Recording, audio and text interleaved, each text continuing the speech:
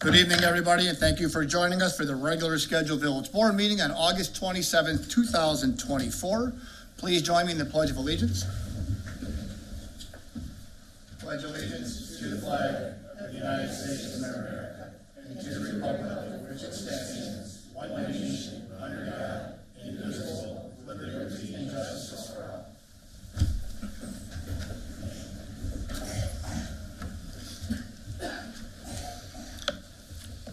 Lana, roll call, please. Mayor DeBold. Here. Trustees Amos. Here. Brockman. Here. Carroll. Here. Chapman. Here. Luciano. And Southbridge. Here. All right, we do have a quorum for this evening to conduct village business. We are aware that Trustee Luciano was feeling under the weather. He was not going to be able to join us tonight. With that, we'll move into our citizens portion. Are there any citizens wishing to address the village board this evening?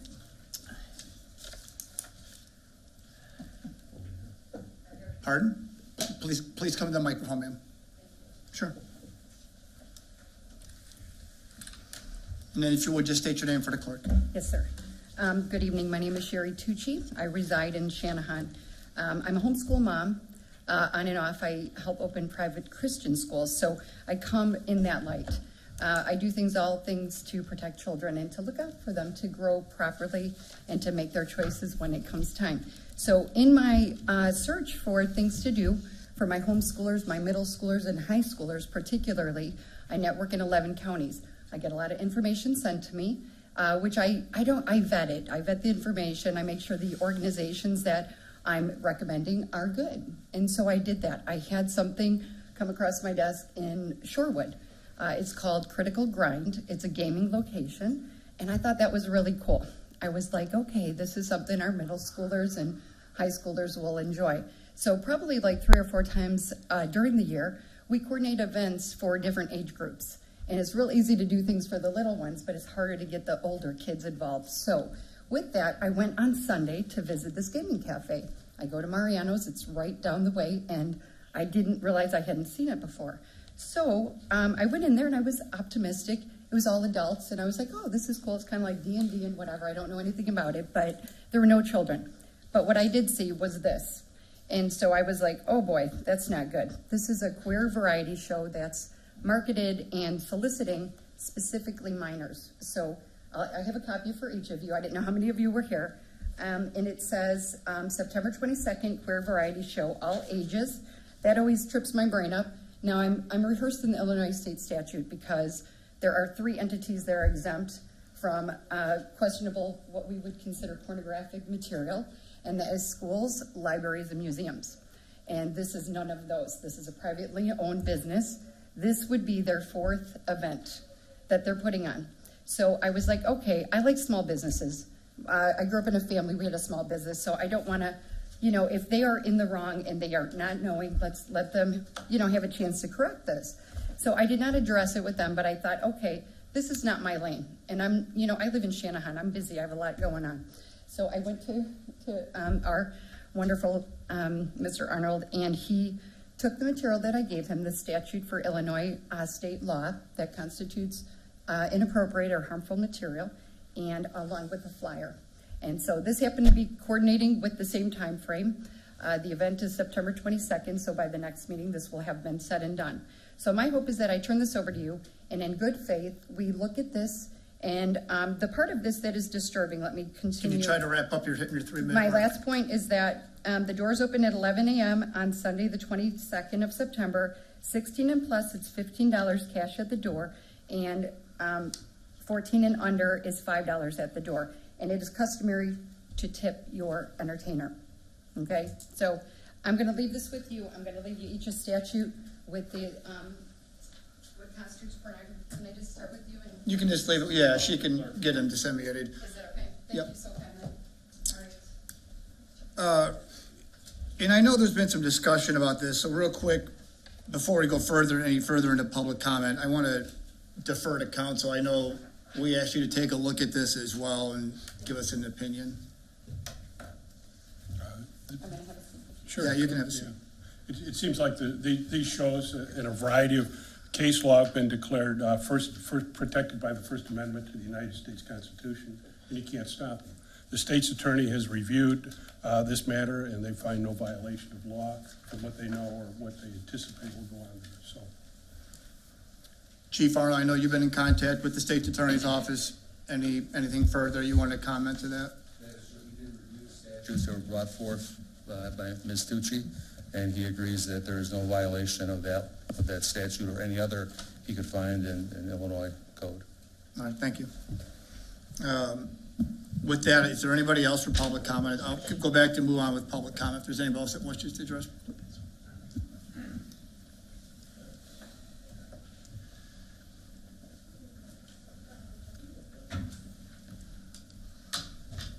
Senator? evening, Mayor, Councilmember, Council, and our police chief, as well as our residents. My name is Rachel Ventura. I'm the state senator for the 43rd District, and I'm here to support Dana in her business, Critical Grind. My children, who are in the back of the room, and I have attended the business many times to play a variety of board games. They're always friendly, family-friendly, and put on a variety of events there at the location. You can also rent their game room on the side and do different events there. And one thing that I love about America is that we have the freedom to choose. And as a parent, if I felt something was not appropriate for my child, I can make that choice. And we don't need our government making those choices for us. We need our parents to be parents, and we need our businesses to be businesses. So I'm just here to support our ability to make those choices and for our businesses to thrive, because we know that Main Street is, really a driver in our area. So thank you so much for your time. Thank you. Anybody else for public comment?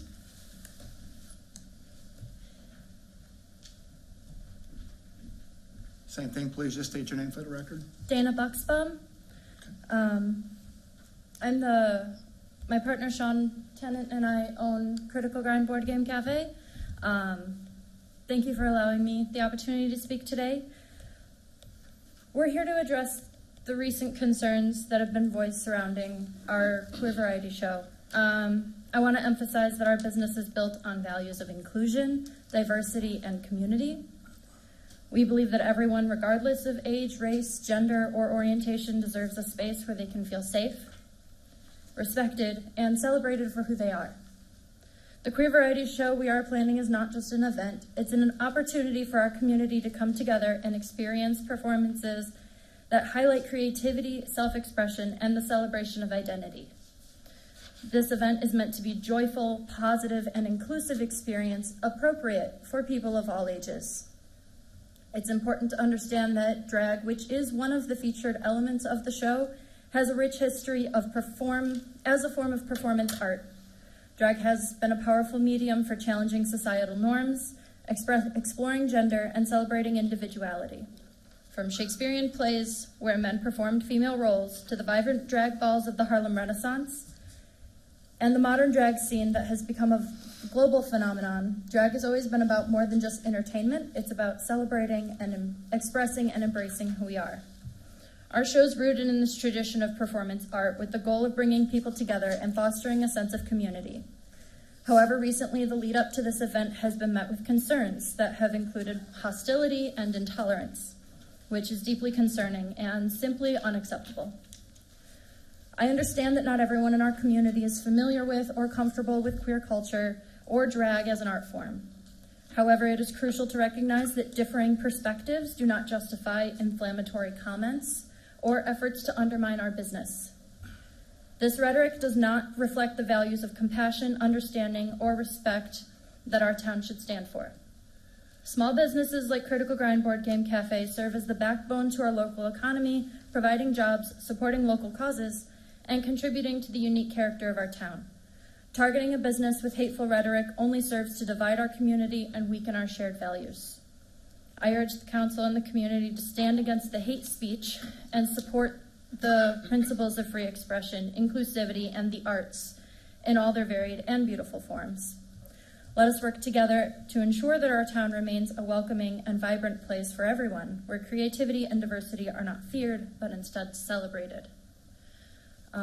I would also like to speak that the flyers that are being passed around are not the only events that we do. It's not only this queer variety show. We host homeschool meetups with over 20 Just so you know, you're days. hitting your 3-minute mark. I'm going to ask that you kind Sorry. of close it up though, please. Yeah, I'm good. Thank you.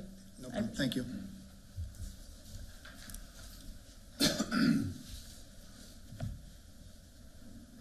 Yes, sir. And please state your name for the record. My name is Jeff Gregory. I own Realty Executive Success in Shorewood. Okay. As a fellow business owner in Shorewood, I really appreciate what I heard the council and attorneys say about following the law and your interpretation of that as it applies to this business, because should I choose to host an event like this at my business, as a business owner, I would like to know that I have that freedom if I'm not violating the law to do this. Unlike many people in this room, I have attended the event that she's hosting at a different time, and my 75-year-old mother went. We saw little kids dancing and being treated as being included and feeling great about themselves. And I'm not a parent, I don't get it, but here's what I think I know.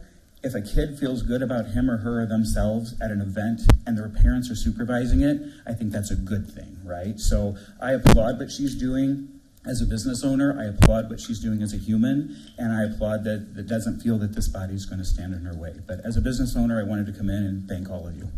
Thank you. Anybody else for public comment? Go ahead, please.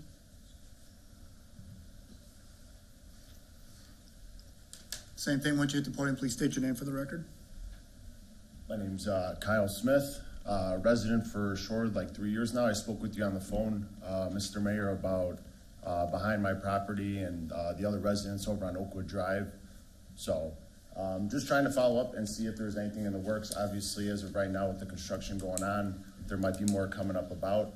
So I was just here to follow up on that, and that's all I really got. Let me catch you afterwards. We've been in contact with Public Works, verifying exact parcels, and they looked into some of the drainage concerns that you and I spoke to in regarding to the flow and whatnot, to make sure that there's no alterations in that. Sounds good. And I'll be more than happy to grab you afterwards. I can give you all that. Appreciate it. Thank No you. problem. Thank you.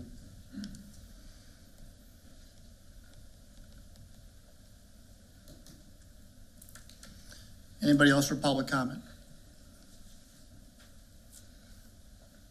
Seeing none, we'll move into this evening's consent agenda.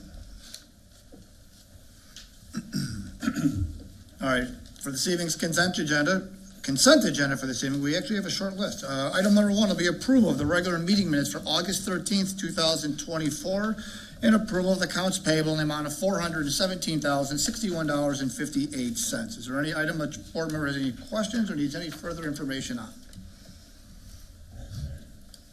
If not, take a motion to approve. Motion to approve consent agenda. Motion, trustee Amos. Second, trustee Chapman. Roll call, please. Brockman, Yes. Carroll, Yes. Chapman, Yes. Selfridge, Yes. and Amos. Yes. Thank All you. right, thank you. Consent agenda has been approved. I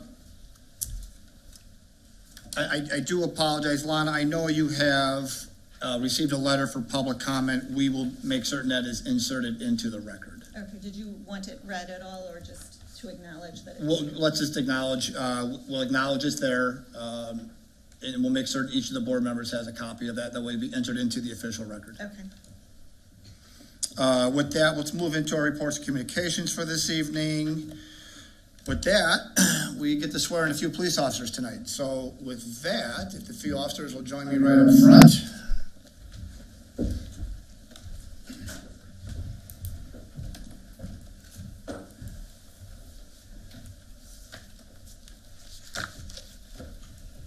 We'll go up here because there's like a microphone up here and there are people, 20 people at home watching, you can kind of hear this. Raise your right hand, gentlemen. All good, all right. I state your name. Having been appointed to the position of police officer in the police department of the village of Shorewood, County of Will, State of Illinois, aforesaid, do solemnly swear that I will support the Constitution of the United States of America That I will support the Constitution of the United States of America, and the Constitution of the State of Illinois, the Constitution of the State of Illinois, and the ordinances of the village of Shorewood, and the ordinances of the village of Shorewood, according to the best of my ability, according according to the best of my ability. So help me God. So help me God. Congratulations, gentlemen.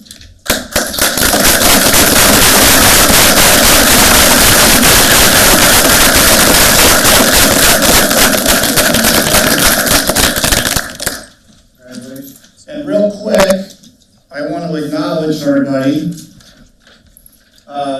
So everybody's aware, our officer will have everybody face to face across where you can see everybody. So we have Officer Nicholas Jerpy. Nicholas has a bachelor's degree in criminal justice from the University of St. Francis. Connor Leake. Connor Leake has an associate's degree in criminal justice from Joliet Junior College.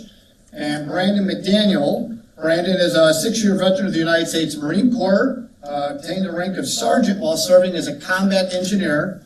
He has an associate's degree in interdisciplinary studies from the American Military University. So again, congratulations to our 3 new officers.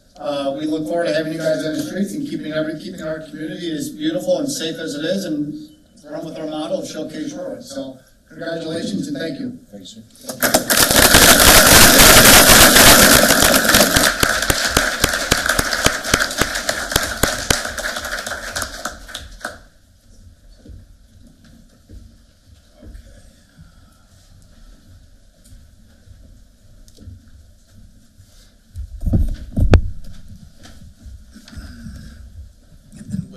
Lana, did you have anything else that needed to be noted under reports and communications? No, sir. Thank you. With that, we will move into this evening's order of business. Item number 1 will be a presentation of March 31st, 2024, the police pension valuation. Ms. Burkholder and Ms. Andorfer. Thank you, sir. A finance triple play this evening, as I know we've all been looking forward to for the last 2 weeks. First up is our presentation of the police pension actuarial valuation. This is at a measurement date of March 31st. It's our fiscal year that ended back in March. I won't steal any of the exciting parts, so take it away, Heidi.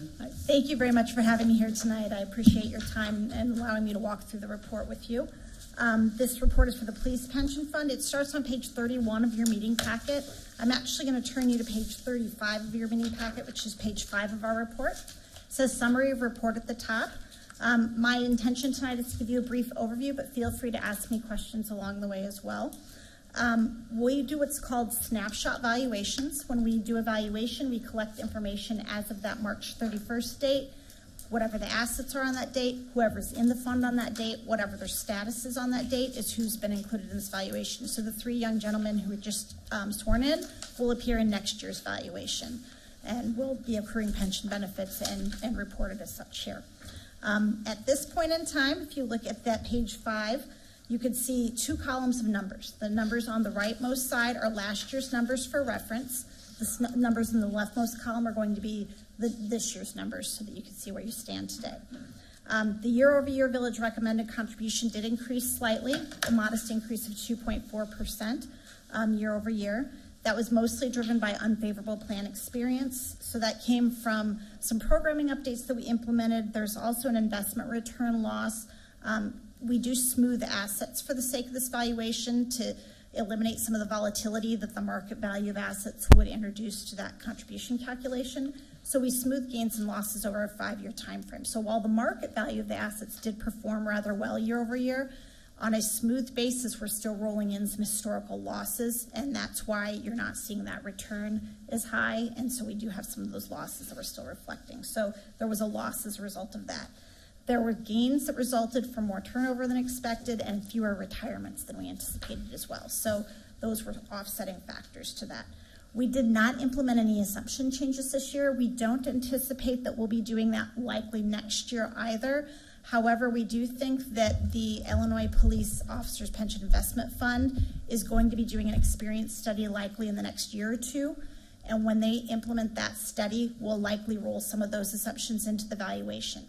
What that study is it's basically a consolidated Article 3 study of all of the police pension funds across the state of Illinois to help determine the average age of retirement, termination, disability, all those kind of things, because most of the funds in Illinois are too small to have their own tables that could build out a whole retirement schedule or a whole disabled schedule. But if you consolidate the experience of all the funds, you're able to build those tables out more accurately, and we do leverage that study for the sake of your evaluation. So we do anticipate in the next couple of years we'll probably be updating some of those. Generally speaking, they do result in very minor changes, but I do want to put that on the radar.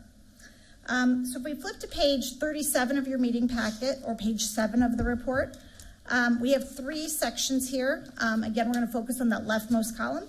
We have participant data at the top. As I mentioned, we do collect that on the valuation date, and we collect whoever's in the plan on that date, whatever their status is on that date to value. The assets here in the middle are showing you both that market value and that actuarial value. They are smoothed over that 5-year time frame, and the way you could tell that there's deferred losses that have to still be rolled in is that the actuarial value is higher than market value in both years, actually. Last year, actuarial value was about 8% higher than market value. This year, it's only about 1% higher, so we've rolled most of those losses in. Hopefully next year we have another good year and we start to reflect some gains in that number. So that's where that stands at this point in time. And then the last number on this page I'll highlight is the first liability number that you see. This is the first place where the actuarial magic takes place. At the very bottom of that leftmost column, there's a number of $34.2 million. That number represents the amount of assets that you would need in the fund today to be fully funded on the 43 people that were in the plan on the valuation. Now, it's not a number you would fund to because your actives are still earning benefits, and this number is anticipating future active earnings. So on page 8, which is page 38 of your meeting packet, we actually break that number down into the benefits that have been earned to date and the benefits that will be earned in the future. So near the bottom of that leftmost column there, you see a number of $28.3 million. That's the liability that we're trying to fund to. So that's the number we want our assets to equal. If we compare that to the actual value of assets, that gives us the unfunded actual accrued liability. So that's that $4.7 million number. That number represents the amount of benefits that have already been earned here at Shorewood that still need to be funded. So the village does have that $4.7 million of basically a mortgage towards the police pension fund that needs to be paid off. That gives us at the very bottom of that column a funded status of 83.2%, so it was improved from last year.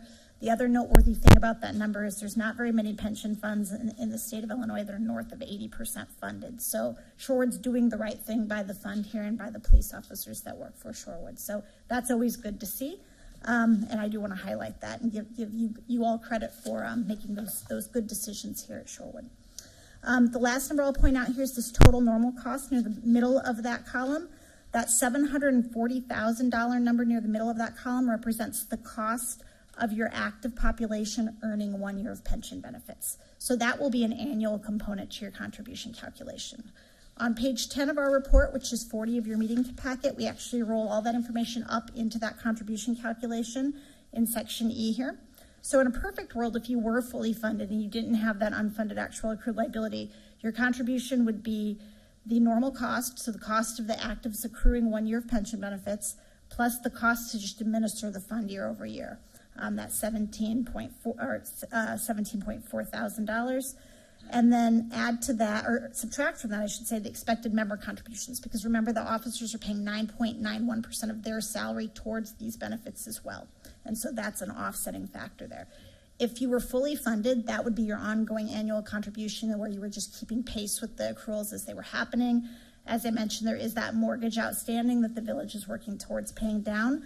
That's the number in the middle of that section, that $421,000 number is a payment towards that mortgage. That's about 46% of the total recommended contribution of the $921,787.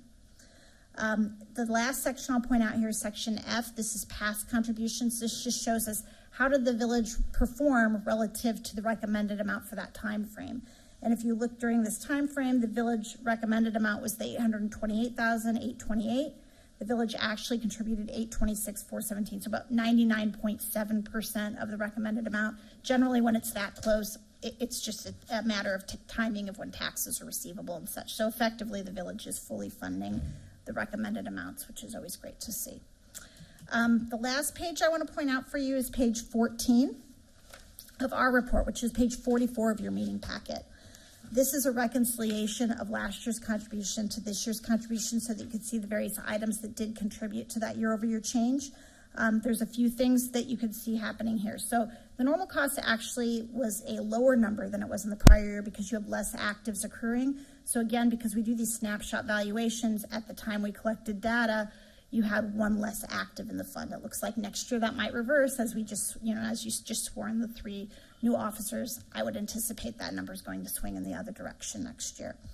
Investment return, as I mentioned, on a smooth basis was 5.94% versus the 6.75% that we expected. So that contributed an increase of about $16,000 to the contribution. However, those active decrements, more turnover, less retirements, decreased the contribution by $21,000. So you can see how these various changes here did impact that year-over-year change in the contribution. And with that, are there any other questions for me? Anybody have any questions on anything? I say this every year, but going back to page 5, will you clarify that investment return of 5.9%? Yes, so we actually... Is that excuse me, but is that what the fund made, or is it because we had more retirees? It's what the fund earned on a smoothed basis. So if you actually want to see the pure return, we do show that on page 11 of the report, which would be page 41 of your meeting packet. There's a chart there at the very bottom that shows you the market value return versus the smoothed return, the actuarial value return in the middle there. So the market value asset return is probably the number that you'd want to be looking at if you were trying to see how the fund really performed on a market basis. For the sake of the contribution, we do smooth that because as you can see here, there's a lot of volatility in market return and it would make your contribution jump around. And the last thing anybody who's trying to budget for actuarial contributions wants is volatility. As predictable as these numbers can be, that's ideal and better. So to make that more predictable, we do smooth those gains and losses over that 5-year time frame. And then we slowly roll those gains and losses in so that we don't see the ups and downs. I'm assuming the less the fund makes, the more the village has to put in to keep it up above Yep. 80. And myself, I would be very disappointed with that number, 5.5%. I mean, the S&P this year alone is up 15 or 16%. So, I mean, you must be really, really protected, or your investments must be really safe because that's not much money to me. So that's not the true market return. So that's why on page 11 here, if you look at that market return. What was our true market return and which number? 13.4%. The 13.44% listed there as of the 3/31/2024. The reason that 5.94% exists is because we're smoothing in those gains and losses over a 5-year time frame. So we're only allowing 20% of that return to flow into the actuarial value. And then if you look back historically, the prior year we actually had a loss. So in the year that we had a loss, we didn't reflect all 4.92% of that loss. We only reflected 20% of it. So every year we're only rolling in 20% of those. And the effect of that is to basically average them out over a 5-year time frame.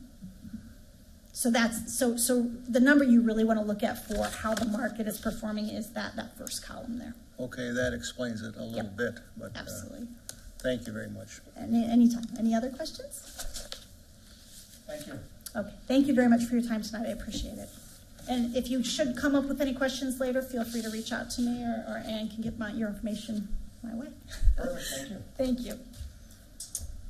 With that, we'll move into business item number 2, will be presentation of the March 31st, 2024 annual comprehensive financial report. Ms. Burkholder and Mr. Bob. Thank you very much. Here this evening is Nick Bava. He is the partner from Sikich in charge of our audit. Again, I'll let him take it away. Thank you. Thank you, Mayor. Thank you, members of the board, for having me here tonight. As Ann said, my name is Nick Bava. I'm a partner at Sikich and the partner that oversaw the village's audit. Here to report on the March 31st, 2024 fiscal year end. As part of every annual audit, there are a handful of deliverables that come with that process. Of those deliverables that we've issued as of March 31st, 2024, the annual comprehensive financial report, which is the large audit document. We've issued the auditor's communication to the Village Board of Trustees.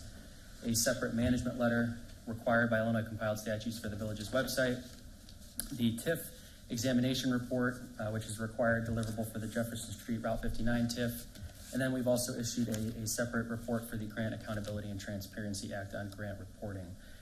I'll highlight some items out of the annual comprehensive financial report, as well as the management letter. I'll keep my comments brief, but would be happy to address any questions that the board might have as part of this year's audit process. So for those following along, we'll start on an agenda packet, page number 74, which is the Certificate of Achievement for Excellence in Financial Reporting. I'd like to commend the village for going above and beyond the minimum reporting requirements set by generally accepted accounting standards. This represents the village going above and beyond the minimum reporting requirements set by the state and nationally. This is the 17th award. This comprehensive annual report is prepared in the spirit of full disclosure to those interested in the village's financial position. Once this report is submitted, we'd expect the village to receive their 18th award. I just wanted to point that out. Following onto pages 80 and 83 of the agenda packet is the independent auditor's report. We're engaged to provide an opinion on these financial statements as of March 31st, 2024. The top two paragraphs on this page document and articulate our opinion on these financial statements. I won't read them verbatim, but what those two paragraphs articulate are that we've issued an unmodified opinion on the village's governmental activities, business type activities, each major fund, and the aggregate remaining fund information as of March 31st, 2024. So this opinion is what we refer to as an unmodified opinion, and is a clean opinion and the highest level of assurance that we can provide the village as part of an annual audit. When you think about the responsibilities between management and auditor, it's important to understand the diversification there. It's the responsibility of management, the finance department here, to prepare these financial statements in accordance with generally accepted accounting principles.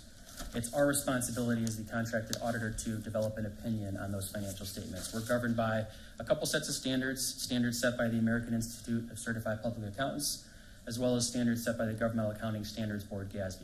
Those standards dictate the format and content of this report tonight. So clean opinion as far as the financial statement audit is concerned. Following the independent auditor's report is a 2-page additional opinion titled the Independent Auditor's Report on Internal Control over Financial Reporting and on Compliance in Other Matters.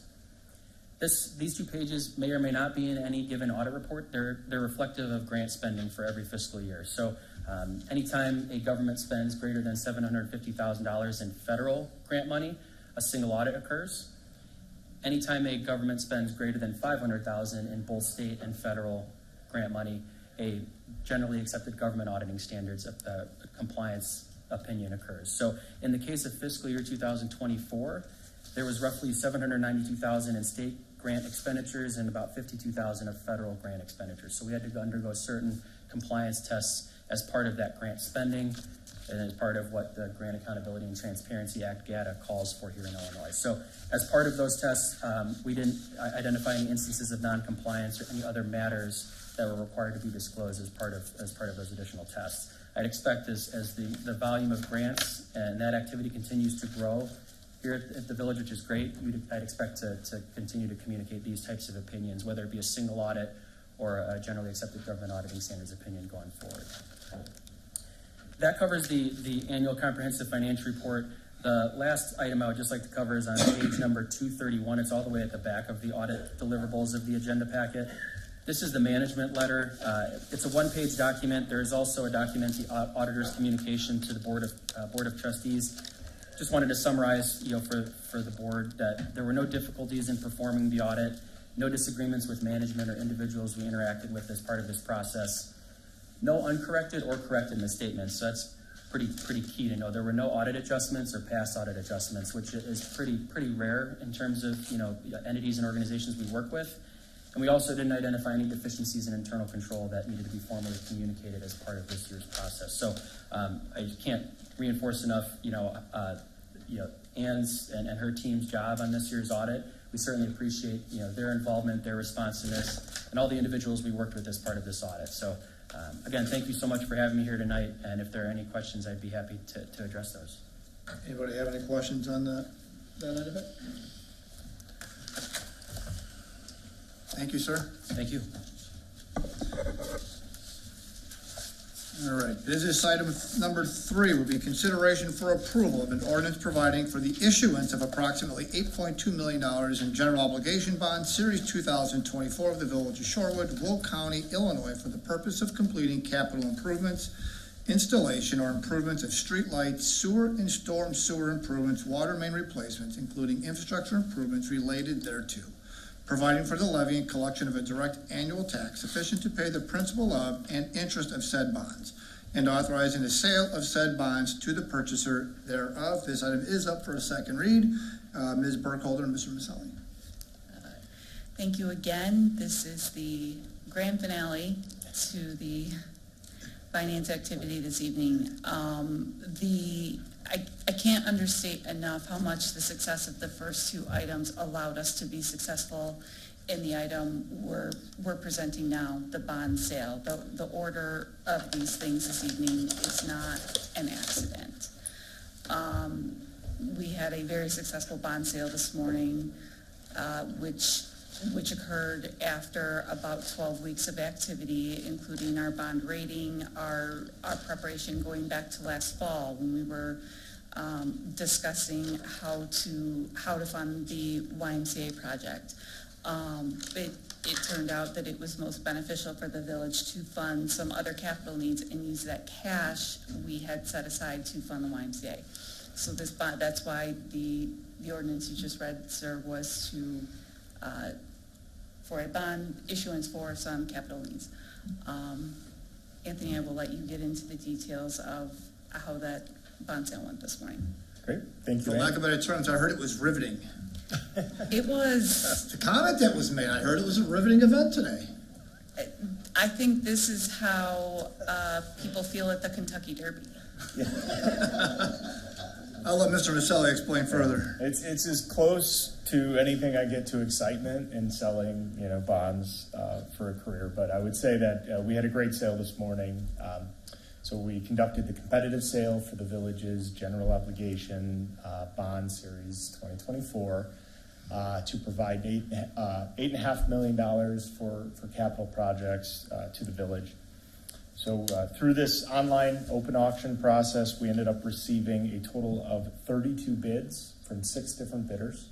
The open auction allows for bidders to see what place they're in and then rebid in order to try to win the auction. Again, that happened with these 6 bidders bidding a total of 32 times. The winning bid coming from Morgan Stanley, they bid a total of 6 times, improving their bid over 8 basis points to win the village's bonds and be the purchaser of the bonds today.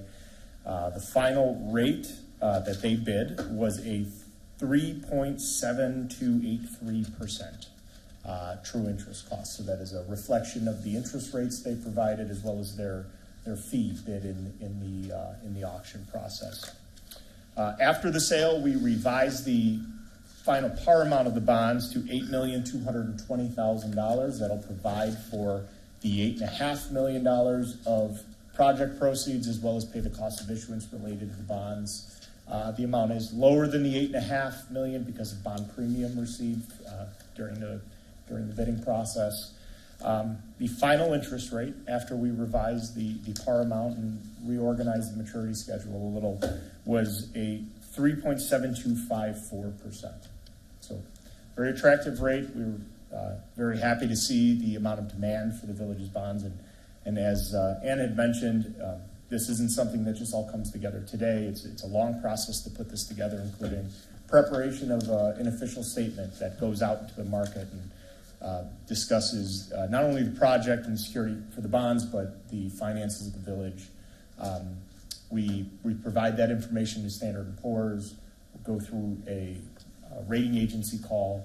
The village's rating was affirmed at a AA+ through that process, which is the second highest rating that you can achieve. So a very strong rating that leads to the demand that we saw today. It provided a what we call an award packet that just describes some of the things I've talked about today, but attached to that packet is not only the final numbers from the sale, but also the rating report. So you can see exactly what S&P determined as they reviewed the village's credit. commenting on the very strong finances of the village, not only just the socioeconomic indicators, but the strong finances and financial management of the village. So with that, I'm happy to answer any questions. Anybody have any questions for Mr. Maselli on the bond sale? This time we do need a motion to approve. Motion to approve as read. Yeah, if you could read it into the minutes, please. One more time? Did you read that? Yeah, I read it the first time. If you would like me to read it again, Counsel, I No, will. that's okay. I'm sorry. Counseling? No, it's all good. I was looking at the ordinance. It has been updated just to reflect the new amount of $8,220,000 and also the interest rate. So, thank you for reading it, and I think we're ready to go. Thank you. So we have a motion as read from Trustee Amos. Second. Second by Trustee Carroll. Roll call, please. Carroll, Yes. Chapman. Yes. Selfridge. Yes. Amos. Yes. And Brockman. Yes. Okay, item number 3 has been approved. Moving on to business item number 4, which would be a discussion of a concept plan for proposed residential development by Lennar at the Waterstone subdivision. Over to Ms. Engel. Thank you, Mayor. Lennar has come forward with a concept plan to develop at Waterstone. For those of you who don't know, Waterstone is located on the south side of Sile Road, to the west of the ComEd lines and the railroad tracks. The nearest subdivision would be Hidden Creek, Estates of Hidden Creek, which is to the east of it. It's also kind of kitty corner from Four Seasons Park and north a little bit from the Public Works facility. The project was actually brought into the village back in 2006 and looked quite a bit different. I've got the maps up on the screen right now. They had proposed 4 different types of housing, some single families, some courtyard homes, townhomes, and apartment condos. There was also going to be some area for the school as well as the Public Works property. In the end, the area that was designated for the school and the apartment condos was purchased by the pipeline, so there were some changes in the site plan. And in 2010, we came up with this plan, and this plan was approved by the village.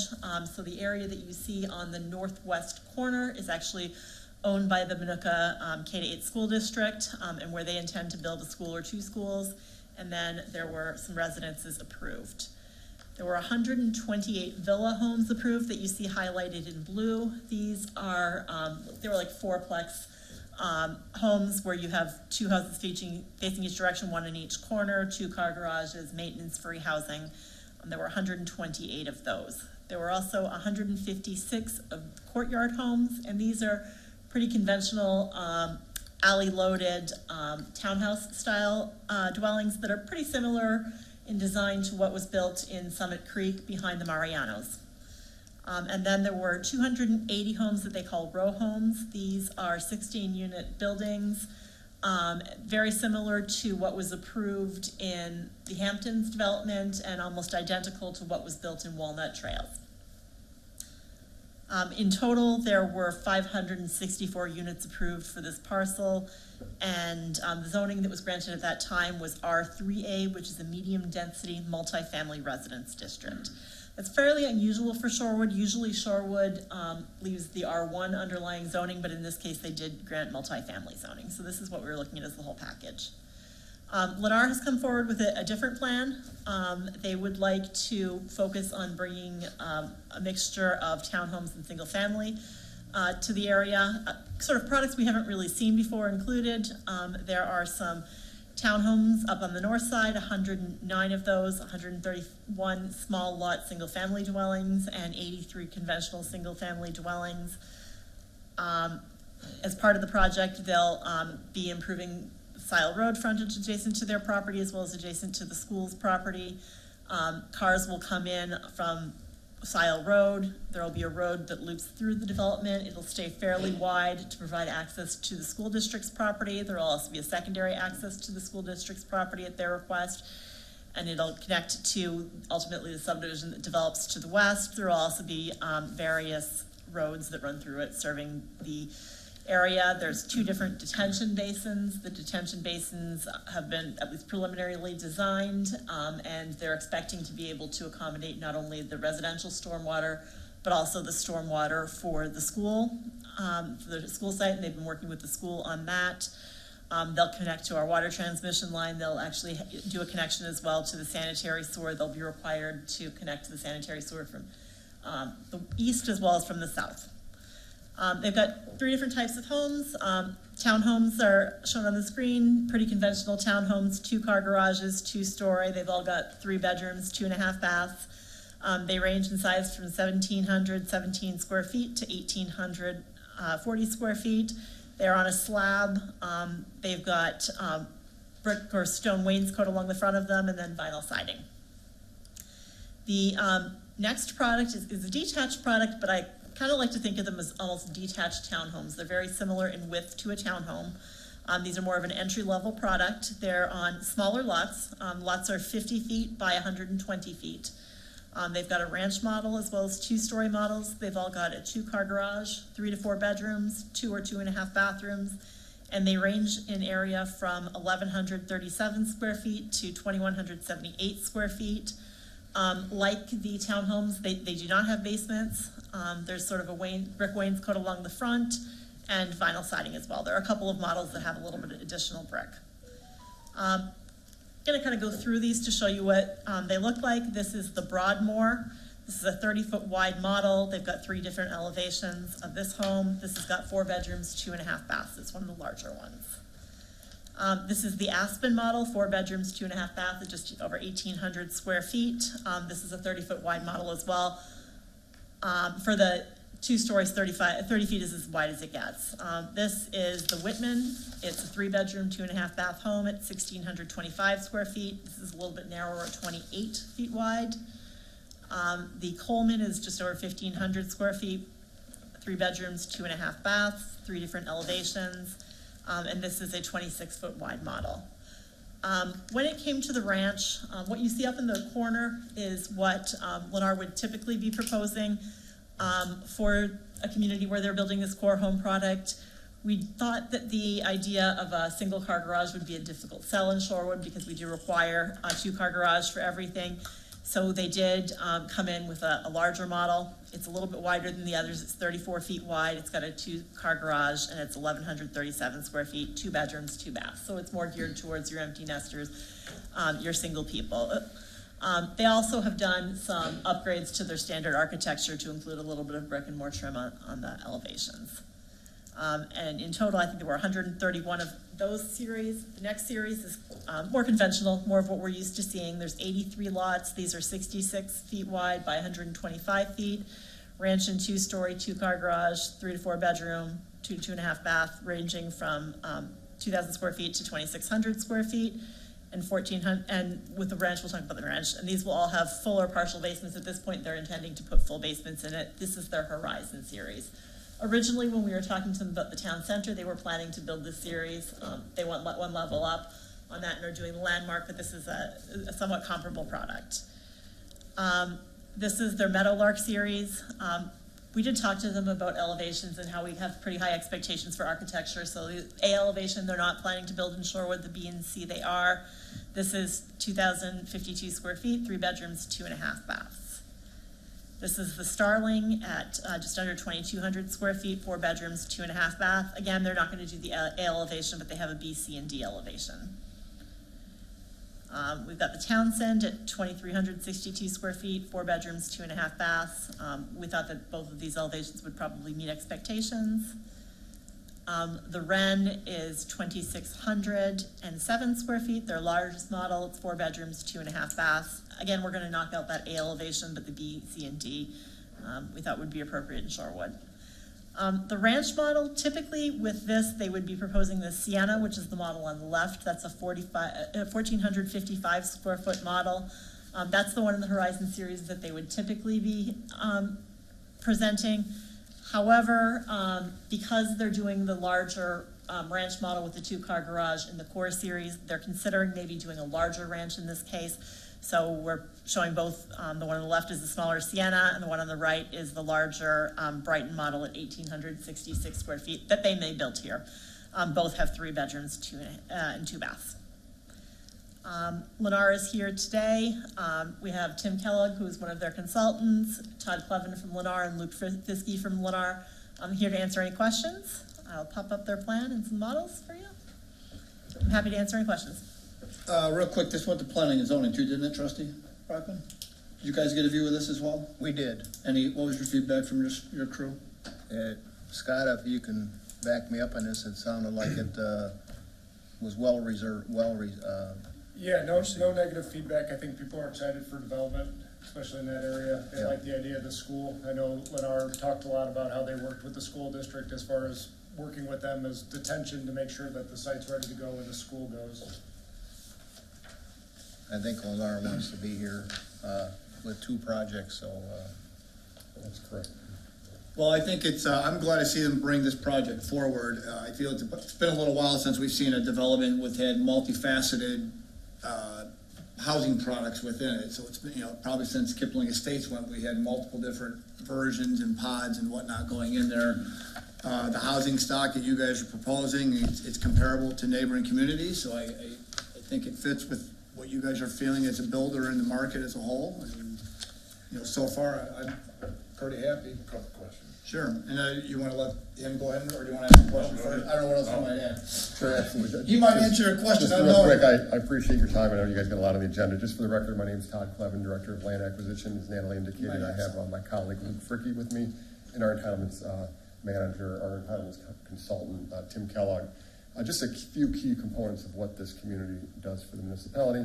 And just a point of clarification to reiterate, the previous plans that were shown were not Lennar.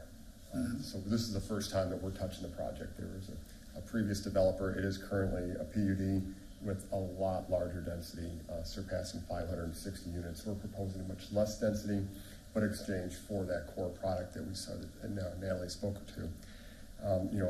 It is challenging economic times. As I mentioned before, we're finding ways to relieve some of those incentives that we're doing in other projects and bring the housing down to where it's still that sweet spot of $2,400 a month that most people are capable of affording. So with this piece of property and the hardships that come along with it, the shape because of the school, the power lines, railroad tracks, we thought that this would be a perfect piece to introduce that core product. And please let it be known that we are still moving forward with Shorewood, a town center. Unfortunately, when I was in front of you last, we found out that there is not an Army Corps building permit. That's a 12-month process. We are still submitting our engineering. I believe that should come in later this month for hopefully an October hearing.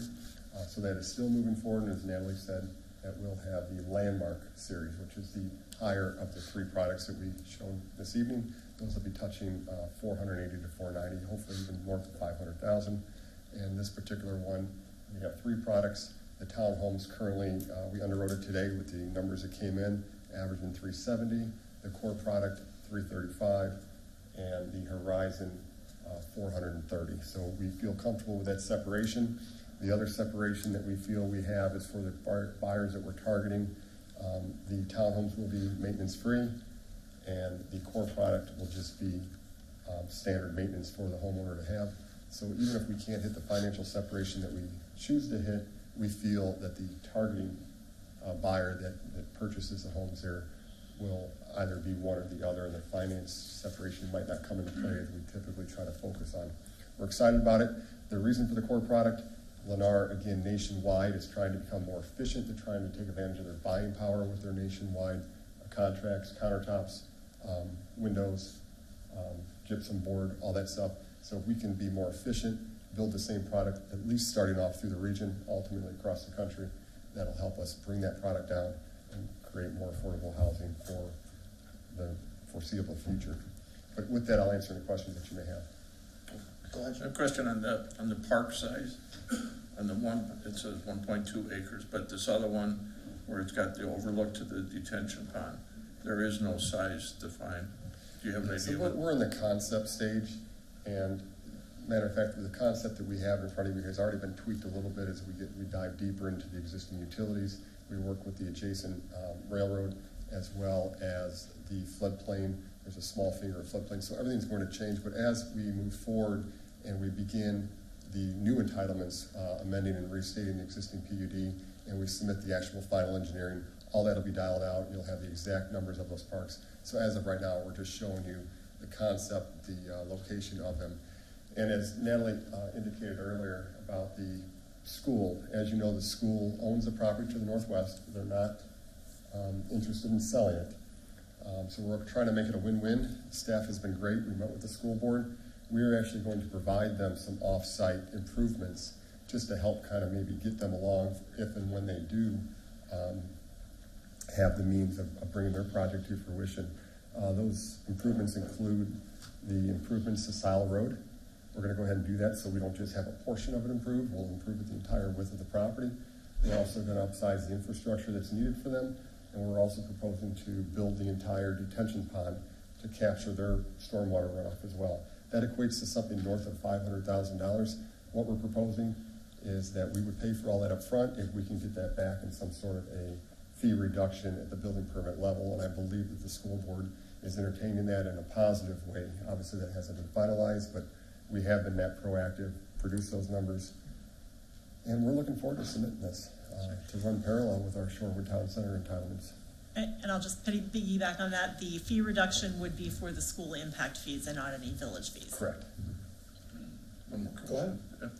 The drawings, it showed concrete driveways. Yes. Are you planning on concrete or blacktop? I believe we're required to have concrete here, correct? Yes. Yeah, we went through that in Shorewood. Okay, thank you. Yeah. These are spec homes, or can they be customized by buyers? So we are a production builder. We're about 85% inventory spec. We do offer pre-solds if somebody wants to buy a dirt home and choose some other upgrades. We do allow that, but primarily we are 80% inventory builder. So we'll have 15 to 20 homes always available, and probably 50 to 60 in the pipeline from foundation to being finished. So 300 and some homes like this would be about a 4-year project. Okay. My only, I know this is a concept discussion. I have the same comment for Town Center too. The more you can mix in the elevations so it doesn't look like it's the same 2 houses repeated over and over again. We'll also include an anti-monotony diagram within the PUD itself that will be presented so you can have control of that, and you'll be able to see which ones we're allowed to build next to each other and how we manage that. You know, it's several homes away diagonally and behind, so we protect that monotony issue. Thank you. Mm-hmm. Good point. This looks like a great project, Todd. Thanks for bringing it to us. I was reviewing this with my family yesterday, and the detached homes really stuck out as that concept. I'm sure that's not a new concept that we very well received from the impressions I got from people I talked to, but it looks like a good, the townhome with a single lot and a little bit of yard around it seems like a really good concept. Is that new to you folks? The core product is new, which you're referring to, that what Natalie had a good, single family, or the townhome detached, it is new. Yeah. For our division, it's also new for the region. Mm-hmm. And that's designed for first-time buyers to get into this great neighborhood. It is. Mm-hmm. Very good. Looks Still like a great, that aesthetic pleasing elevation we're trying to do, find that. looks good. Thank you. Mm-hmm. When do you think you'll have this turned around, ready to come back to us? I'm thinking, probably 60 days before we file something? 30 to 60 days. I'm seeing the invoices coming from our engineers, so I know things are moving along where they're at. So I'm hoping we'll have something filed. If not the month of September, definitely in October, and we'll probably be in front of you in November. I think Shorewood Town Center might be a month ahead of this one. Okay, thank you. And I mentioned at the Plan Commission level, working very well with your engineer. We've already, the fact that we control the property, we've expedited the easements needed for the off-site water main. It's just really been a good team effort. And the fact that your staff pushes back on us at the staff level keeps us from having to waste your time. And it's just a very welcoming community, and I can't thank you guys enough. Thank you. Anybody else have any questions for him? Thank you, sir. Very good. Looking forward to working with you. Always. Thank you. All right, moving on to business item number 5 will be consideration for approval of a resolution approving a site plan and a site plan amendment for the Troy Fire Station and Training Center. Trustee Brockman, Ms. Engel. Thank you, Mayor. Troy Fire came before us at our last meeting, and Troy is well represented here tonight as well. And I will state that it comes here with a 7-0 vote for approval by this board, and they wanted to. And I see you have your modules sitting out there all ready to go, so they're ready to build. Their what's that called? It's called a training center, and also they want to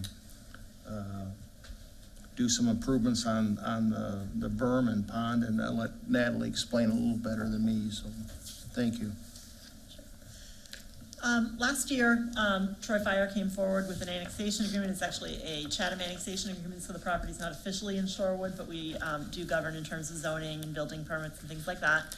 And as well as a conditional use permit for the governmental use in the residential district. A couple things, this is their sort of general plan, so I'll just lay out a couple things. There was supposed to be an undulating berm along Jones Road between the street and the pond.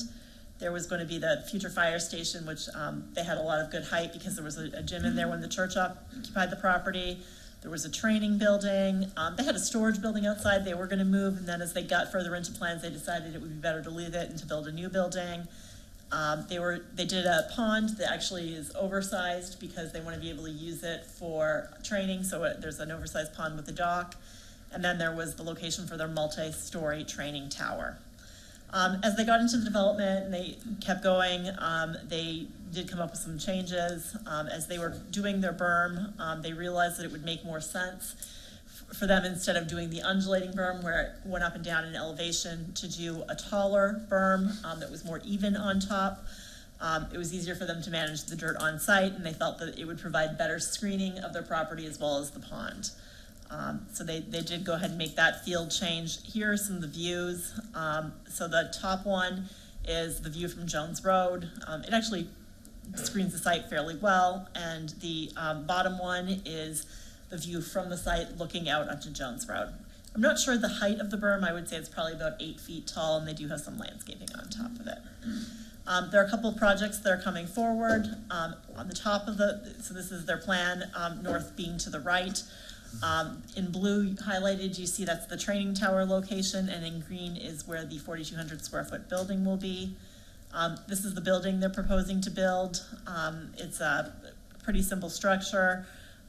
It'll be painted in a sort of light tan color. They're going with the lighter tan and the medium brown colors that they use on all their fire stations for this location. So it'll be a pretty standard building, and then there will be sort of a shaded area for when they're training and they need to get some shelter.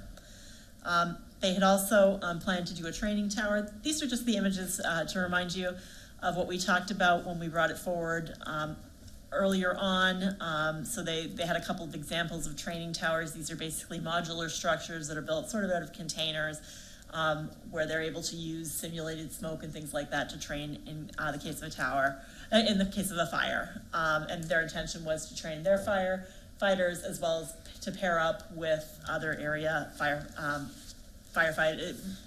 districts and things like that. The model that they ended up selecting is shown here. This is just the picture from sort of the front of the plan set, but this is sort of the 4-story look that they're going for. This is a view from the front. The setting is obviously not Shorewood, it's just what was on the plan. This is a view from the back. It's more of a flat back structure with different ladders and fire escapes and staircases and whatnot. I tried to do some magic with Photoshop to give you an idea of what it would look like in Shorewood. So this is kind of the color scheme they've chosen with a light tan color. In their case, it's not going to sit on a grassy field. It's going to sit on concrete, so that's there. And then they do have a berm in back. I think the berm was probably planted about the same time as they put the church in because it's fairly mature trees. Most of them are evergreens. As Trustee Brockman mentioned, they did bring some of the containers to the site. So on the bottom, you can see those are the actual containers. So you can get an idea of what they look like and what the actual color scheme is. And on the top left, I just popped in a picture of their existing site. So you can get an idea of what the context is. It will be a little bit taller than their main fire station building, but probably not more than 5 or 10 feet. This is, each story's got different sort of rooms and containers and accesses and different places to pipe in the smoke and things like that. So this is just to give you an idea of what it will look like inside. The top one being the roof, and then just a screenshot showing you what everything looks like all together. Somebody from the fire department want to come up here?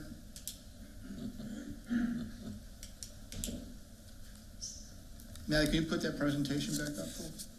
Oh, control room, thank you. Quick question there's two different versions of a building going up. When we approved a conditional use, it didn't look like this. It was a smooth side panel, red, smooth-sided building.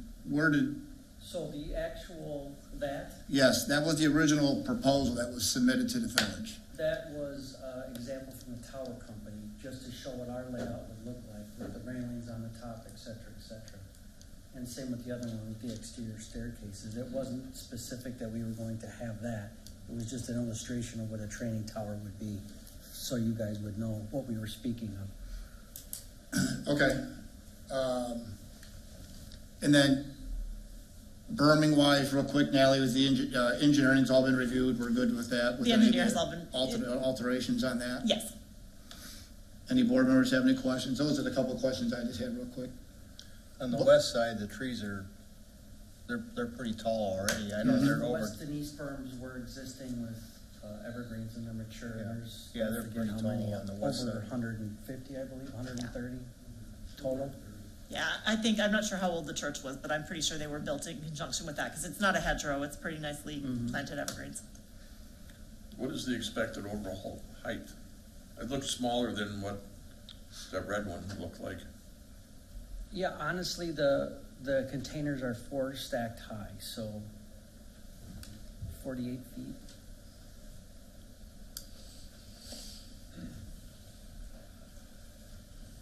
Anyone else have any other questions? If there are no other questions or concerns, make a motion to approve resolution approving a site plan amendment for Troy Fire Station and Training Center. Second. Motion trustee Brockman, second trustee Amos. Roll call, please. Chapman? Yes. Selfridge? Yes. Amos? Yes. Brockman? Yes. And Carroll. Yes. Item 5 has been approved. Moving on to business item number 6 will be consideration for approval and ordinance amending Title 9 of the Shorewood Village Code 2024 Comprehensive Plan Update. This item is up for a first read as well. Trustee Brockman and Ms. Engel. Thank you again, Mayor. At our last meeting, we held a public hearing on this agenda item. We had 2 concerned citizens for this amendment, and we had 1 that was definitely for the amendment. Natalie, and again, it comes here with a 7-0 vote. Natalie, you want to take over from that, please? So last year, the village adopted the Shorewood Comprehensive Plan. This is essentially the long-range plan for the village that considered growth and land uses as we expanded and whatnot. As part of the plan, there were 5 sub-areas that were investigated. The one we're going to talk about most today is the southwest expansion area. When the plan was done, this was considered the area that was going to be south of Mound, east of County Line Road, west of River Road, and then north of our boundary line agreement with Minooka. When they looked at the southwest area, it was primarily undeveloped. There was a freight line running through it. It was fairly close to I-55. Shorewood was seeing industrial development pressure. There was obviously access to pipelines and telecommunications with the ability to serve to utilities. It was fairly close to residential. So the ultimate plan had been to essentially use like the pipeline area as a dividing area and have everything north and east of that be developed residentially, and then everything south and west of that to be developed more as an industrial campus. There were some reasons for that. Obviously the railroad, the ComEd lines, and along the ComEd lines, there's also fiber optic infrastructure, which is helpful for a lot of industry. The power plant is there, which, although it's not in our boundaries, it does sort of impact what we can develop. NICOR has a substation up on Mound Road. There are some significant pipelines that run through that area of the village, as well as a pumping station, public works facility, and there's definitely pressure for development because of the easy access to I-80. So these are the types of things that they considered when they suggested doing industrial in that area. As we looked at developing, we realized that maybe it made more sense to go a little bit further west and to go to Ridge Road and to use Ridge and Bell as sort of the cutoff for the industrial areas. Made some sense because it's essentially where the pipelines would divide some things off. Obviously, there would be industrial traffic traveling to Ridge, so we thought that would make some sense. So we've proposed some amendments to the industrial, to the land use map. I'll just highlight these a little bit. This is a zoom in and I'll zoom out in a second. We labeled Public Works and the pumping station as industrial. To label them as residential didn't really make sense, so we kind of corrected that. We expanded the industrial area, so we basically took everything between Public Works, Ridge Road, south of Bell, and to their southern potential boundary, and labeled that as future industrial area. We had talked a lot about extending Mound Road to Ridge Road. We formally drew that on the map because we thought that it was important to make it clear that that was a requirement. And then we added a buffer to the map. Our landscape ordinance has always required a buffer, but we thought it made sense to make that very specific so it was very clear to future developers. This is the exact same map, just zoomed out. So this is what would actually appear in it. In the last slide, I had just kind of highlighted what we had changed. We also replicated these changes on the part of the map that shows our existing area because some of those show. So it's really just replicating the same thing we saw 2 slides ago. There were some amendments we wanted to do to the text. As we were looking at strategies, we thought, there was a lot of talk about industrial and logistics, but in reality, there's a lot of desirable businesses out there that bring good jobs, such as, different types of manufacturing and high-tech jobs. So we wanted to add an objective, reads, encourage development of specialized manufacturing, high-tech innovation, and R&D facilities, which bring high-quality employment opportunities to the village or to Shorewood. So we're proposing to add that. When we talked about the patterns of development in the area, we thought it would make sense to add the industrial patterns of development. Because this essentially affects the area around Ridge Road, we wanted to add a bullet regarding industrial development west of the existing boundaries, so it reads industrial and business park development could occur on approximately 1,100 acres. That takes into account this new area as well as the other areas in the Ridge and County Line corridors. And we adjusted our future land use projections, really just numbers. There's more acres that would be industrial and slightly fewer that would be residential. So we adjusted the acreage as well as the number of dwelling units and potential population projections. We thought that it made some sense, as we've talked to more developers, to restate one of the findings. So we would restate it as Shorewood is seeing interest from developers interested in building logistics and distribution centers and industrial parks that benefit from access to interstate networks, as well as high-tech facilities that benefit from proximity to the energy and communications infrastructure. We have found that in recent months, we're not getting as many calls for just plain industrial type stuff, but we're also getting these calls from these high-tech businesses, and it seemed like a good thing to embrace because those are really nice jobs coming to our community with fewer trucks. We also wanted to rewrite one of the sentences about opportunities for the future area, as land uses in the sub-area are envisioned as logistics, modern manufacturing uses, research and development, and high-tech businesses and innovation, all located in an attractive business park campus.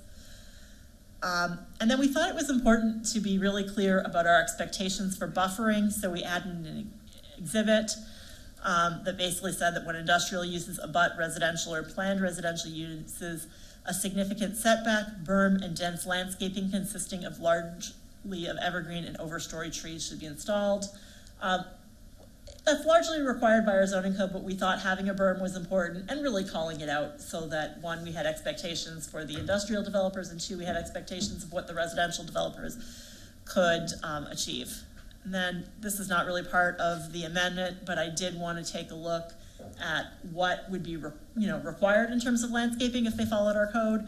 So I took sort of that 1 mile long stretch and looked at, if they did the 100-foot setback, which is what's required between industrial and residential, the 6-foot berm, and kind of made some assumptions in terms of how they did it. It would be, over 1,000 evergreens, over 500 overstory trees, about 300 ornamental trees, and a bunch of shrubs. So it really is a pretty significant landscape buffer, which we think would be adequate between the residents and the industrial areas. We just wanted to test it.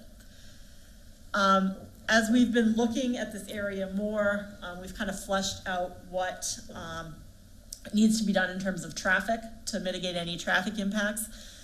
So we fleshed that out a little bit in the potential amendment to talk about having intersection improvements at Mound Road and Inglesby, intersection improvements at Mound and County Line, and an extension of Mound Road to Ridge Road. We talked about streetscaping Mound Road near Inglesby, because essentially we think that'll sort of be the dividing line between where the main truck traffic is that needs to go to Ridge Road, as well as the residential traffic that needs to go to the other subdivisions. So designing that intersection so trucks are encouraged to go to the west and not to the east. And adding weight limits to smaller roads, just to ensure that the small country roads that are out there aren't really bombarded with truck traffic, and that the truck traffic stays on Mound where it belongs. So what could this look like? Mound Road extension, so we're showing an extension of Mound Road from County Line to Ridge Road. We think that's important. Obviously, that will require intersection improvements at Mound and Ridge, intersection improvements at Mound and County Line, and we'll need to do some intersection improvements when the area over at Mound and Inglesby develops to make it obvious where trucks and cars need to go.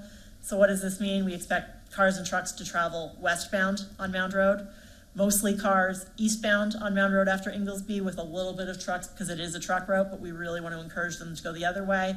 And then small roads like Bell should have weight limits once they come into the village and be mostly, only used by automobiles. The other thing to sort of point out as we're talking about developing more industrials, we do have different performance standards in our zoning ordinance. I won't go through them all unless you want me to, but basically just to protect the residents.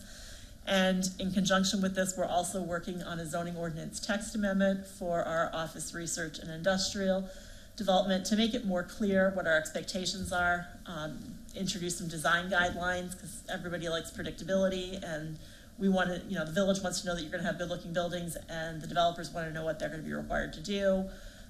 We'll add in some more modern uses like data centers and high-tech businesses and quantum engineering businesses and co-working spaces that weren't thought of, and do some general guidelines.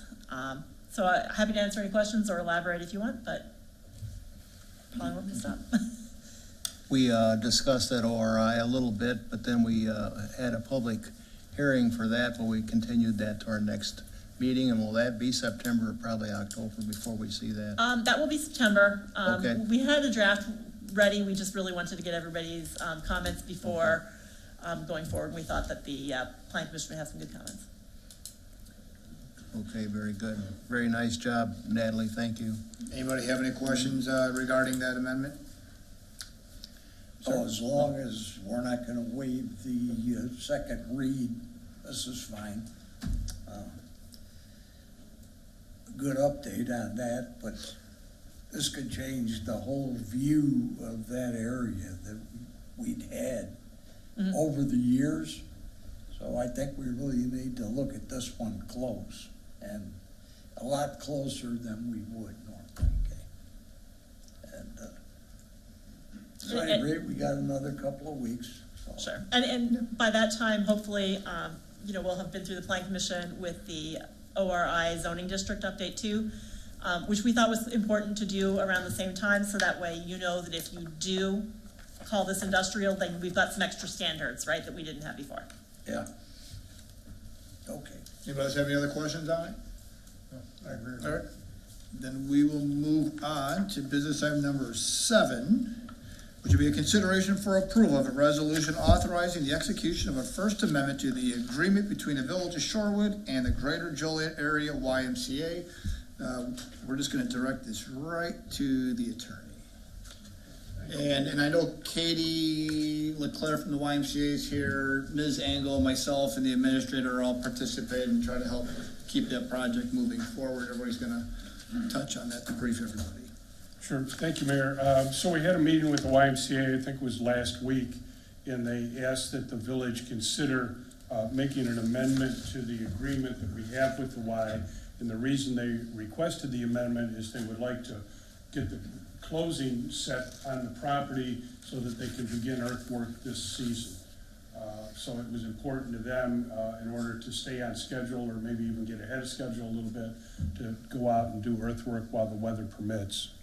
So they proposed to us an amendment to the existing YMCA agreement, which does a couple things. And it probably looks a lot more complicated than it is. But essentially what it does is the original agreement had a number of preconditions to the closing on the property. In other words, the village wouldn't actually transfer the property until a list of preconditions were achieved. They've asked us to remove a couple of those preconditions at this point and go ahead and close without those and make those preconditions now conditions to the financing, so we wouldn't put the $8.75 million in until those conditions are met.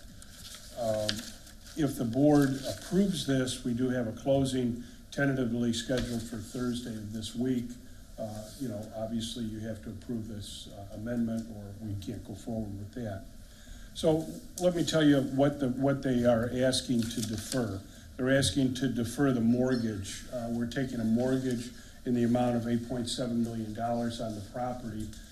But if we go ahead and close now, if we close earlier than originally anticipated, we won't have paid that $8.7 million yet. So we thought it was appropriate to defer the mortgage until what I will call the financial closing.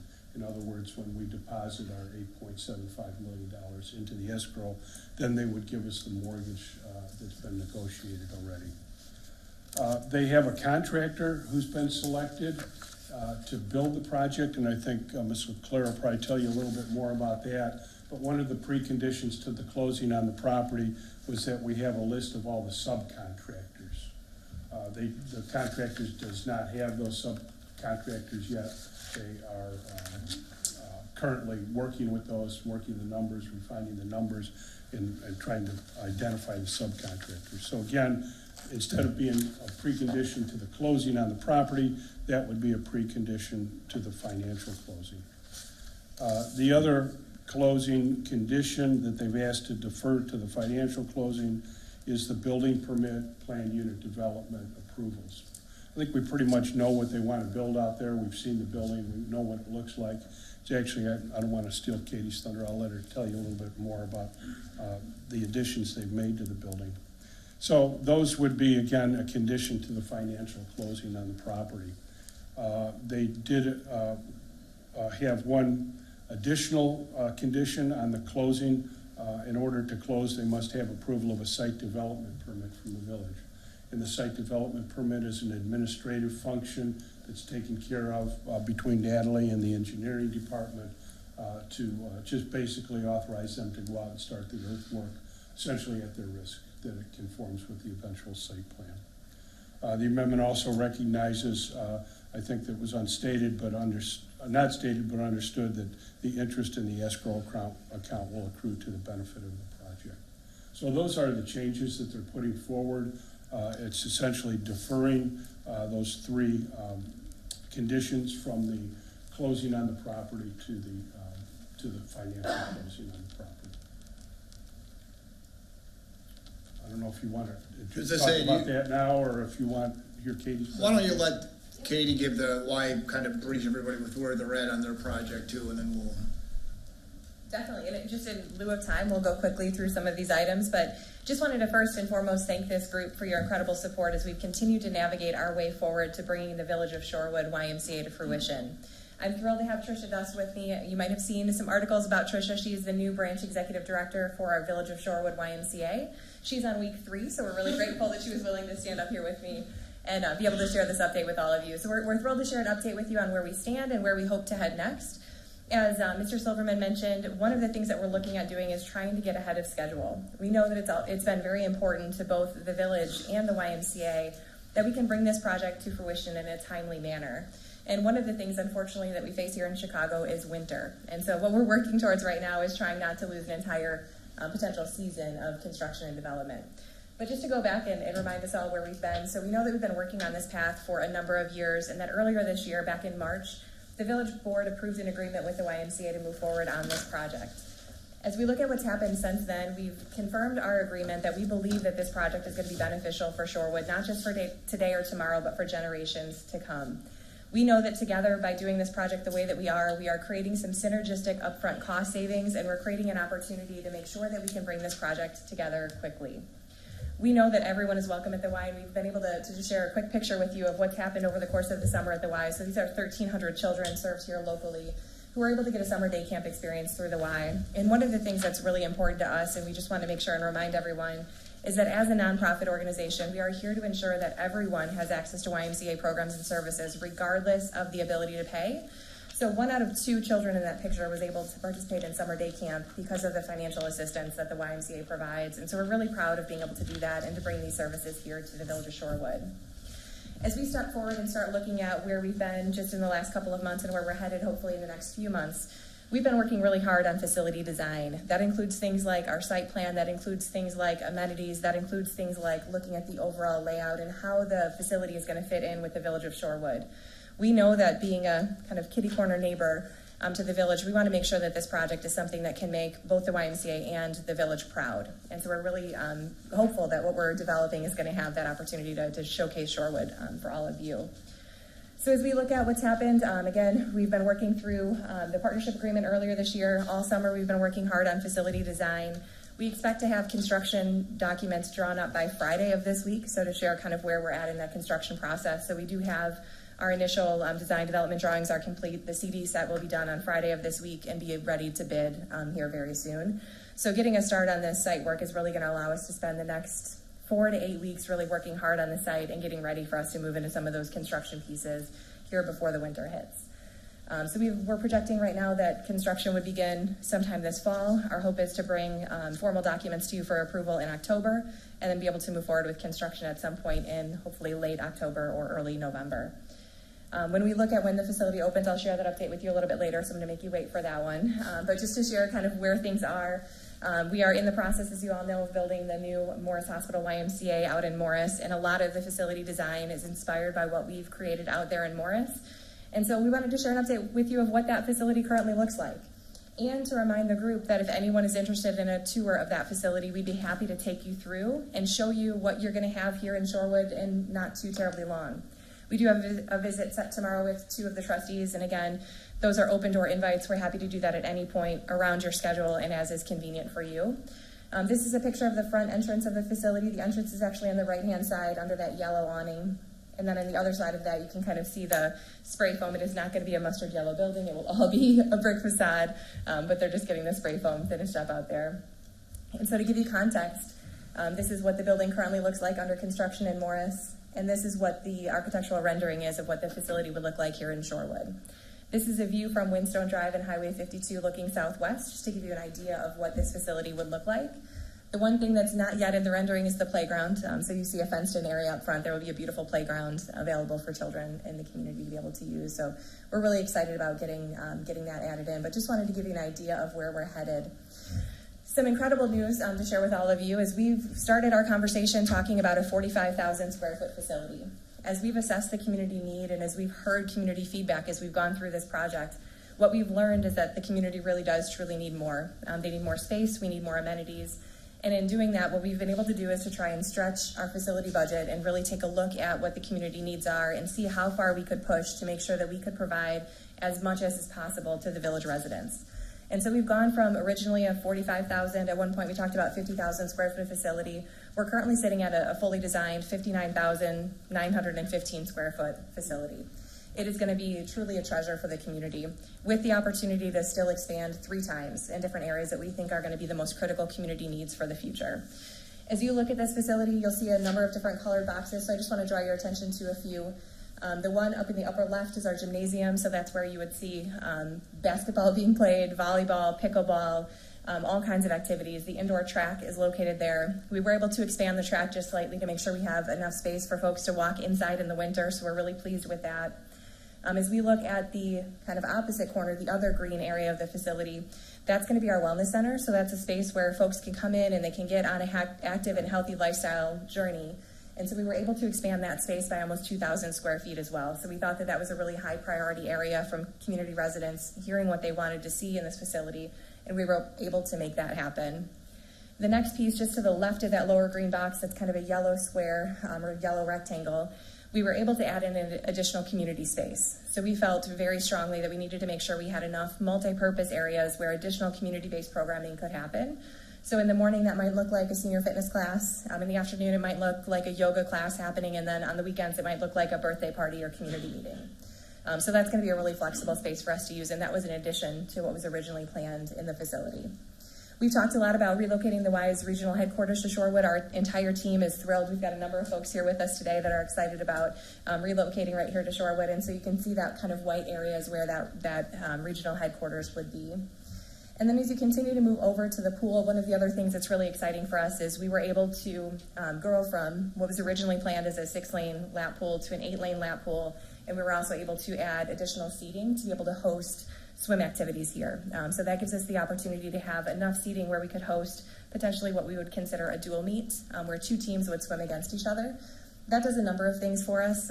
From the community building perspective, it allows us a chance to have families come together and to celebrate. From an economic development perspective, it means that people are going to go out to dinner after they come in and they visit and get a chance to see those events and activities. And then for kids, what we're really excited about is we've been able to work with Minooka High School District. And as we were talking about bringing the Y forward, you actually heard from the Minooka High School Superintendent. He shared his excitement about the project. Following that meeting, he approached us about the possibility of making sure that we could have a facility that would allow Shorewood children, Minooka High School students, the chance to swim in their hometown. Currently, the high school swim team is a co-op swim team that swims under the colors of Morris High School. And by looking at how we could work together, we were able to create an opportunity where we could provide the additional space we needed to swim, and we could provide the additional seating that's needed to host those kind of swim meets, and create a home pool for the Minooka High School swim team. So we're really excited about that. Again, pool is expanded, seating is expanded. We will provide limited hours that the swim team practices will happen that will not interfere with community swim times. We're going to make sure we always have lanes available for residents to use and for members to be able to use. But it really does just expand our use of that space with that beautiful seating area that you can see on the kind of left-hand side. So all of that to say, we're getting a bigger building, which we're really excited about. Some of the things that we're maybe not as excited about is it does come with a higher cost.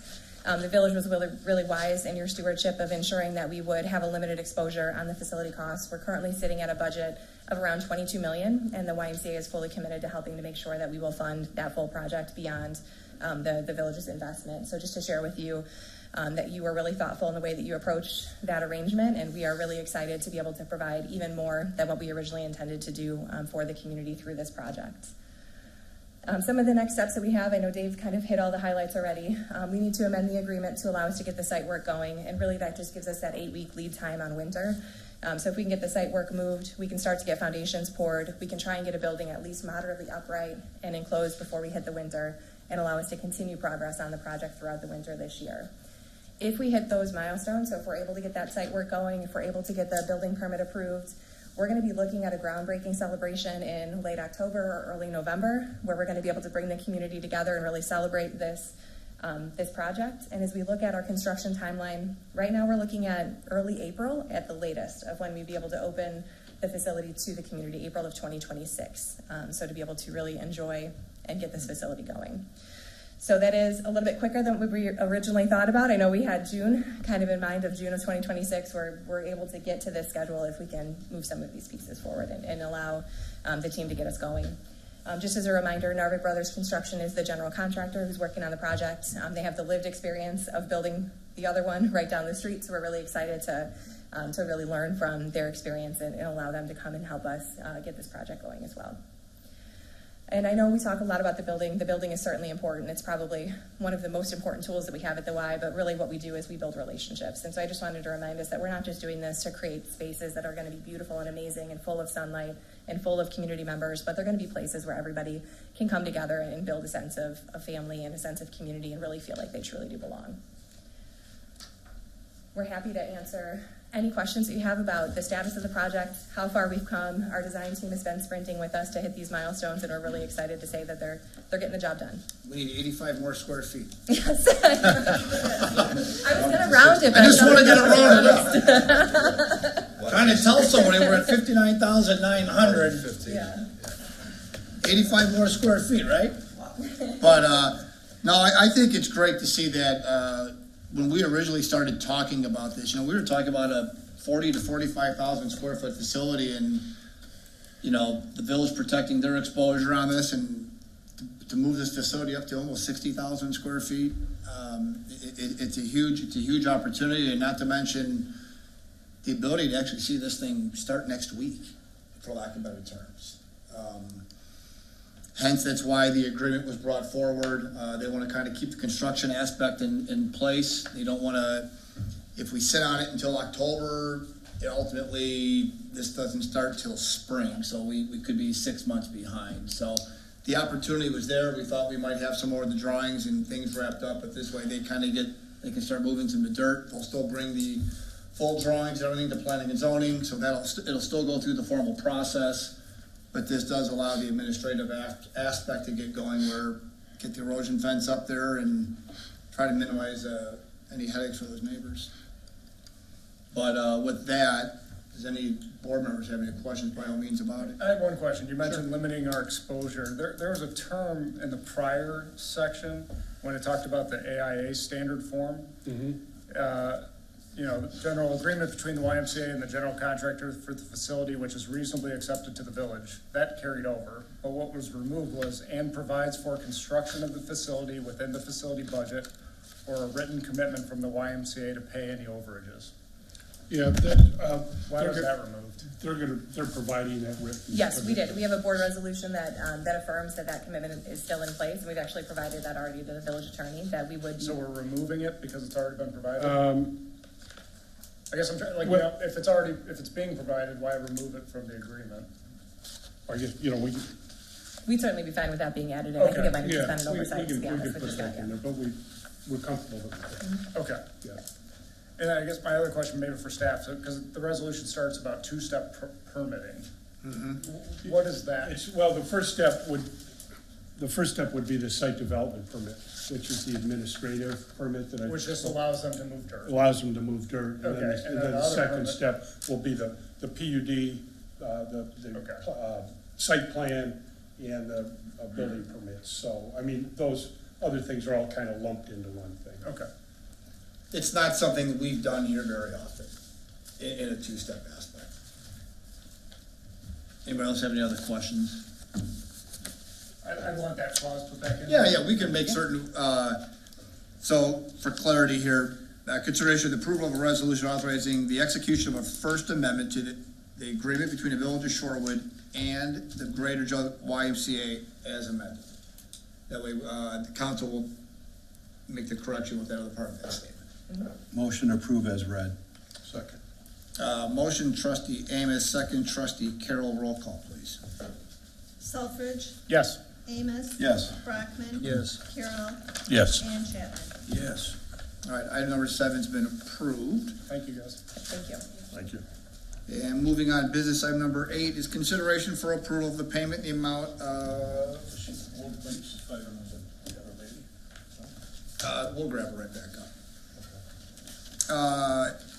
Approval of payment in the amount of $1,250,000 into the Midland States Bank escrow pursuant to the March 12, 2024 agreement between the Greater Joliet Area YMCA and the Village of Shorewood. Administrator and attorney. Simply stated, we had an agreement where we were going to put up this escrow amount as would they, and this is the invoice that had come to us because it's now the time for us to pony up that $1.25 million. Anybody have any questions on that? Motion to approve the transfer. Motion to approve as read. Second. Motion, trustee Amos, seconded trustee Chapman. Roll call, please. Amos. Yes. Brockman. Yes. Carroll. Yes. Chapman. Yes. And Selfridge. Yes. All right, business item number 9, the consideration for approval of a proposal for professional engineering services with Christopher Burke Engineering for Phase 2 design and Phase 3 construction services for the 2025 MFT resurfacing project in the amount not to exceed $111,860. Public Works. Thank you, Mayor. So this is for the development of our next resurfacing contract. Even though we're not done with this year's, we're just starting the planning for next year. This proposal will include both Phase 2 design and Phase 3 construction oversight. Our proposed fiscal year 2025-2026 budget will have approximately $1.6 million for this project. If during the budget development and our workshops and the dollar amount is adjusted, we will of course have to adjust the list accordingly. We are targeting approximately 2.8 miles of roadway to be resurfaced. Some of the subdivisions we're looking at is Edgewater North subdivision for a partial of that subdivision be resurfaced, Kipling Town subdivision, and the River Oaks Estates, more specifically at the location that we just completed the water main replacement. Staff is recommending the village board approval of the Seabell's proposal for professional engineering services for Phase 2 design and Phase 3 construction services for our upcoming 2025 MFT resurfacing project in the amount not to exceed $111,860. Any questions? Anybody have any questions on the MFT program? I'll make a motion to approve the proposal for professional engineering services with Christopher Burke Engineering for Phase 2 design and Phase 3 construction services for the 2025 MFT resurfacing project in the amount not to exceed $111,860. Motion by trustee Selfridge, Second. seconded trustee Amos. Roll call, please. Brockman, Yes. Carroll, Yes. Chapman, Yes. Selfridge. Yes. And Amos. Yes. Thank you. Got ahead of yourself. Business item number 10 will be consideration for approval of an ordinance authorizing the acquisition of property pursuant to eminent domain for the village's Sile Road and Bridge reconstruction project. This item is also up for a first read. Attorney Silverman and Public Works. Thank you. So this is again for our Sile Road Bridge reconstruction project. Our Phase 2 design is in near completion. As part of our project, we have a number of properties that we are working to secure additional right-of-way easements and temporary easements. We have completed all but one property. The property owner continues to hold out. Negotiations have pretty much stalled, and they continue to make other demands other than just the dollar amount. In order to continue with our project in a timely manner, our land acquisition consultants recommend that we pursue eminent domain. We will still continue negotiations in parallel with the owner, hoping that we might be able to come to resolution, but as to not to slow down any of the process, we are recommending that we begin eminent domain proceedings and approve an ordinance authorizing the acquisition of the property as required. Staff is recommending approval of the ordinance authorizing the acquisition of property pursuant to eminent domain for the Sile Road and Bridge reconstruction project. Any questions? Council, anything you want to add to it or no? No, I think Noriel did a good job. This is just one of the prerequisites to filing the eminent domain complaint, which we will have filed probably not tomorrow, but by Friday. And we can get the process moving at that time. If we waive the second. If you waive the second read. Right. Otherwise, yeah, obviously we'll go over to the next time. Anybody have any questions on this? I think this bridge is important. I think getting this project rolling is going to be important. With that, I'll make a motion for the approval of an ordinance authorizing the acquisition of property pursuant to eminent domain for the village's Sile Road and Bridge reconstruction project and waive the second read. Motion trustee Selfridge. Second trustee Chapman. Roll call, please. Carroll, Yes. Chapman, Yes. Selfridge. Yes. Amos. Yes. And Brockman. Yes. Thank you. All right, moving on to business item number 11 would be consideration for approval of an ordinance prohibiting the use on certain property of groundwater as potable water supply by the installation or use of potable water supply wells or by any other method. This item is also up for a first read. Over to you, the attorney. This is we adopted an ordinance a year or two back regarding the BP Amoco station that's located at the northwest corner of Route 52 and I-55. They're working on a remediation plan with the Illinois Environmental Protection Agency there, and we adopted an ordinance saying that we would not allow any potable water wells to be constructed in a certain area right around the BP Amoco there. The IEPA has reviewed it, and they've asked us to expand that area. So this ordinance has a little bit of an expanded area that actually extends across Jefferson Street or Route 52 to include parts of Shanahan Street, Shanahan Drive. So we'd ask you to hold this on first read. We're still confirming a couple things with the engineers in the water department, but we wanted to get it forward to you so that we could adopt it next time on second read. I have one question. Do we know, this expansion, does it impact anyone in this area? Are any of them on a well where now they're gonna have to find alternate water? That's what we're verifying, to Okay. make sure that everybody is on the city water supply. Okay. So that's what we want to do. I think everybody in the red box is on it. Noriel's gonna confirm.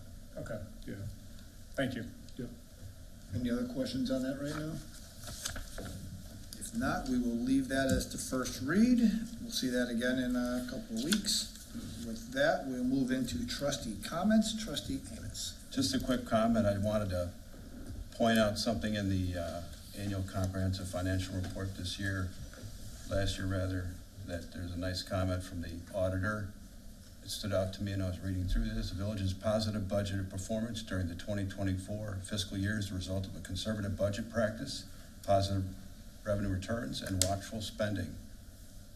So I want to congratulate staff and folks making decisions on doing a good job. Thank you. All right, thank you. Trustee Brock. Thank you, Mayor.